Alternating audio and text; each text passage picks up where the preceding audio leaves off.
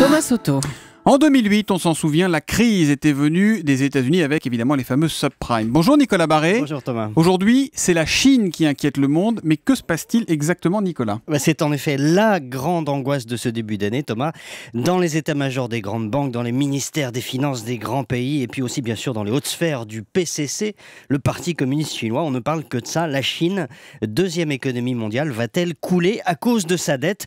Le système financier chinois va-t-il exploser ? Ce qui aurait évidemment des conséquences dévastatrices, ne serait-ce que parce que la Chine est le banquier de la première économie mondiale, les États-Unis. Donc vous imaginez le tableau, si le banquier des États-Unis fermait ses guichets, à côté, la crise des subprimes apparaîtrait comme une aimable répétition. Effectivement, raconter comme ça fait froid dans le dos, Nicolas. Mais pourquoi toutes ces inquiétudes ? Ça vient d'où ? Bonne question, car après tout, ça fait un certain temps que les spécialistes s'inquiètent de l'explosion de l'endettement privé et public en Chine, qui est passé en 5 ans de 130% du PIB, une année de richesse nationale, à 200%.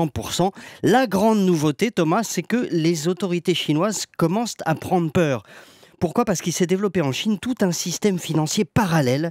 On appelle ça le shadow banking, la banque de l'ombre, qui a permis à des tas d'entreprises, de collectivités locales et même de particuliers de s'endetter au-delà du raisonnable. Et c'est ce château de cartes qui menace de s'écrouler à tout moment. Mais les autorités chinoises qui quand même savent contrôler les choses n'ont pas les moyens de contrôler cette situation ?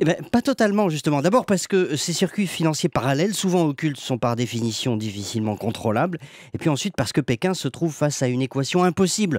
Mieux réguler la finance, c'est bien gentil, mais ça veut dire moins de financement pour l'économie, donc ça risque de freiner la croissance. Or, c'est évidemment la hantise absolue du régime. Moins de croissance, c'est l'assurance de troubles sociaux.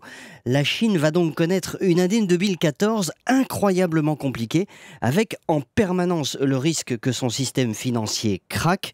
Espérons que ça n'arrivera pas, Thomas, car encore une fois, le cataclysme serait mondial. Quand la Chine s'affaissera, attention, ce n'est pas de la science-fiction et on n'a peut-être rien vu avec les subprimes. L'avertissement de Nicolas Barré, directeur de la rédaction des Échos ce matin sur Europe 1, l'édito Écho tous les matins à 8h10. À lundi, Nicolas.